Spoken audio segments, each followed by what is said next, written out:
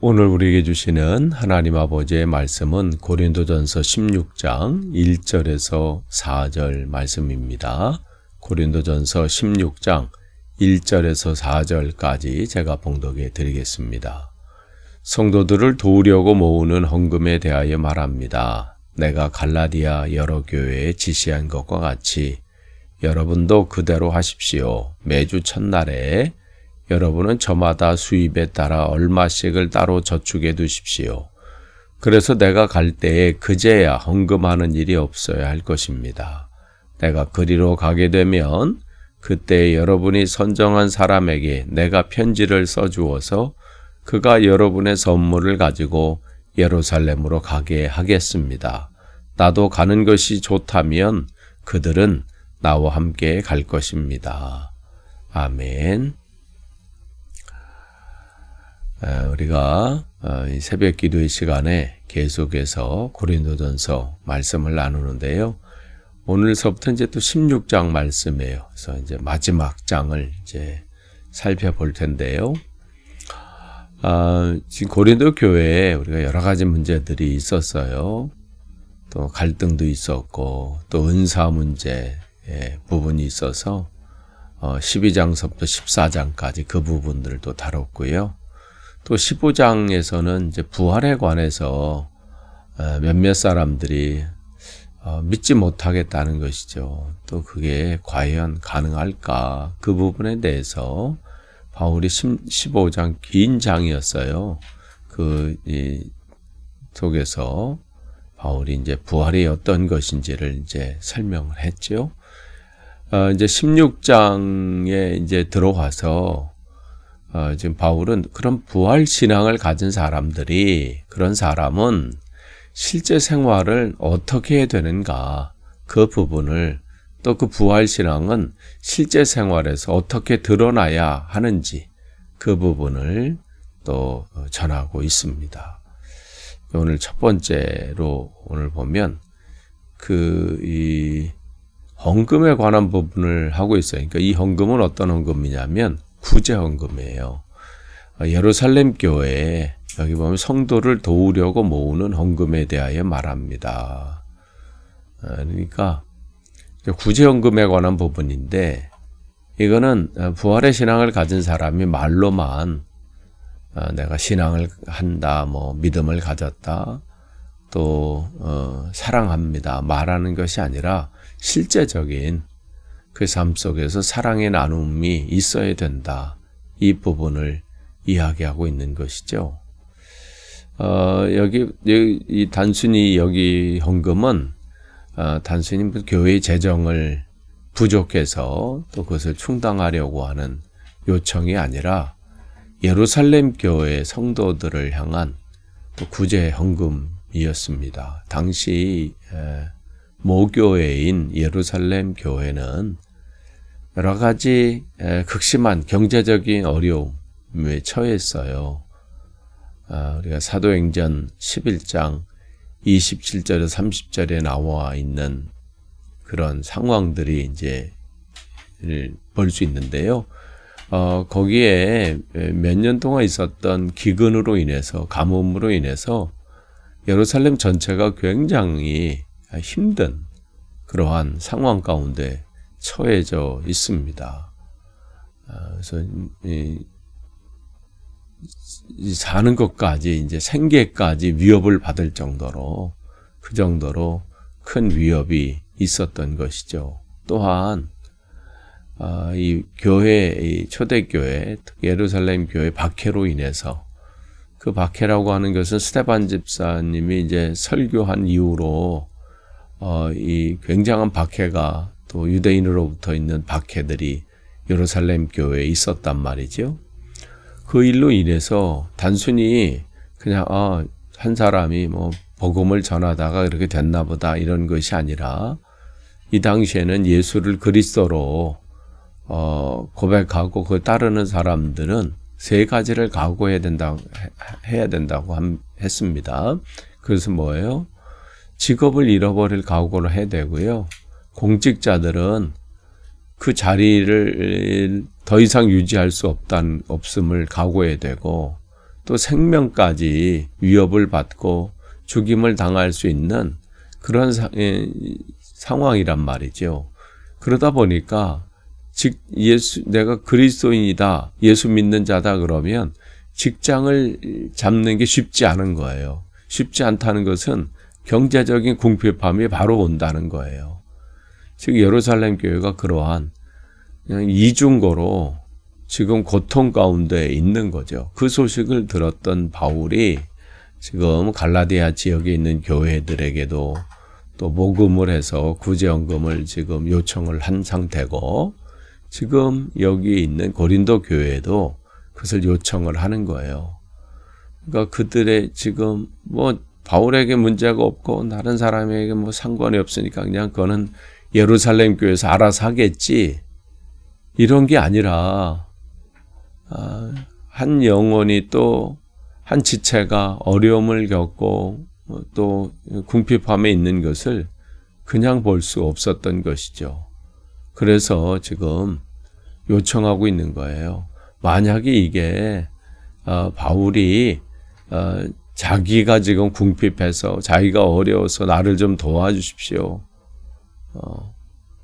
물론 그러한 때도 있죠. 그러나 지금 바울이 요청하는 것은 예루살렘 교회 그 성도들이 지금 굉장히 힘든 상황 가운데 있다는 것을 지금 보고 그들을 위해서 요청을 하고 있습니다. 그렇기 때문에 이 사랑이라고 하는 것은 말로만 덮게 하십시오, 배부르게 하십시오, 여기서 끝나서는 안 되는 것이요. 실제적인 표현, 또 실제적인 실천, 이것이 필요한 거예요.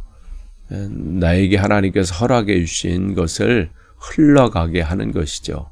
이것을 플로팅이라 이렇게 얘기하기도 하는데, 하나님께서 나에게 많은 것으로 채워주시고 또 선물로 주시고 그런 것을 나만 누리라고 주신 것이 아니잖아요.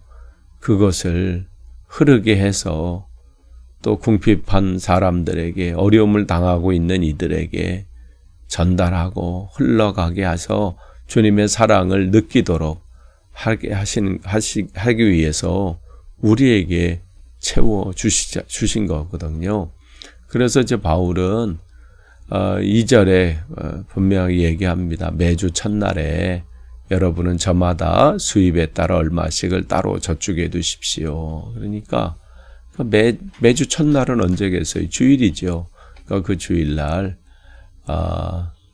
구제연금을 모금해 주십시오. 그 얘기를 하고 있는 거예요. 따로 이렇게 하는 게 아니라 그냥 딱 정해진 그때 되면 이거는 내 의무다 생각하고 그래서 구별돼서 그 구제연금을 수입에 따라 얼마씩, 그러니까 자기 형편에 맞게, 그리고 누가 시켜서가 아니라 자발적으로 하면서 미루지 말고 이 별도의 구제연금, 선교연금이 될 수도 있겠죠. 한 교회를 또 후원하고 또 살리고 돕는 그 일들을 지금 요청하고 있는 겁니다. 감리교회 창시자였던 웨슬리 목사님, 존 웨슬리 목사님도 그의 설교에서, 또 설교뿐만 아니라 그의 삶 속에서 분명히 이런 말씀 계속 전해요. 여러분 많이 버십시오. 그리고 많이 저축하십시오. 그리고 많이 구제하십시오. 왜 벌겠어요? 결국은 구제하고 섬기고 나누는데 사용하라는 것이죠. 그러니까 지금 바울이 지금 고린도 교회 성도들에게 부활의 신앙을 가지고 또 부활의 소망을 가지고 사는 우리들이 해야 될 일들은 그냥 입술로만 주여 주여 하는 자가 아니라 주님을 사랑하는 그 마음을 이웃사랑으로 표현해야 된다는 것이죠. 특별히 같이 이 신앙의 여정 가운데 있는 그 지체들이, 그 성도들이 지금 여러 가지 환난 때문에 또 핍박 때문에 또 이 가뭄 때문에 고통 가운데 있는 것을 외면해서는 안 된다는 것이죠. 저건 남의 일이고 다른 교회의 일이고 나랑 상관없다 이런 것이 아니라 함께 가는 거잖아요. 우리가 교회도 마찬가지예요. 우리 교회 이게 아니라 함께 하나님께서 지어져 가게 하신 거거든요. 우리는 채싱턴 지역에서, 어떤 분들은 뉴멀든 지역에서, 킹스턴 지역에서 각자 하나님께 세우시고 그곳에 하나님의 목적을 가지고 일을 하시는 거거든요. 경쟁 상대가 아니고 서로 시기하고 질투하는 그런 것이 아니라 함께 지어져 갈 수 있도록. 그러니 어느 쪽이 어려움을 당하고 또 힘든 상황이 되면 또 기도로 중보하고 또 우리가 도울 일이 없는지 또 돕고 함께 가는 거예요. 그런 것을 지금 바울의 입을 통해서 주님께서 우리에게 말씀합니다. 그러면서 그것이 즉각적으로 이루어지기를 마지못해서 그냥 바울이 오면 그냥 그때 하지 이게 아니라 미리 여기 2절에도 내가 갈 때에 그제에 헌금하는 일이 없게 해 주십시오. 왜냐하면 이게 급한 일이기 때문에 그래요. 총각을 다투는 일이기 때문에 우리는 나에게 닥친 문제는 굉장히 긴급하게 생각을 합니다. 그러나 때때로 다른 사람에게 어떤 문제가 있고 어려움이 생기면 그것을 등한시할 때가 있어요. 그거는 알아서 또 그때 돼서 하지 이러한 이렇게 마음을 이게 내 일이 아니다 이렇게 생각할 때 또 상황과 또 행동은 또 달라지잖아요. 그러니까 우리가 매 순간순간마다 주님의 마음을 갖는 거예요. 나의 일도 귀하고 중요하지요. 그러나 또한 우리 이웃들 안에서 일어나는 그 어려운 일들, 또 그것을 관심을 갖고 돕는 일, 그것은 바로 주님께서 우리에게 행하셨던 그러한 일들이십니다. 그러면서 3절을 보면 내가 당신들이 잘 모금해 주시면 그것을 여러분이 선정한 사람에게 내가 편지를 써서 그가 여러분의 선물을 가지고 구제연금이 되겠지요. 그것을 가지고 예루살렘으로 가게 하겠습니다. 그러니까 바울은 자기가 직접 그 돈에 대해서 내가 이렇게 하겠다 이러지 않아요. 재정의 투명성을 갖게 되는 거죠. 이건 예나 지금이나 우리에게 분명히 필요합니다.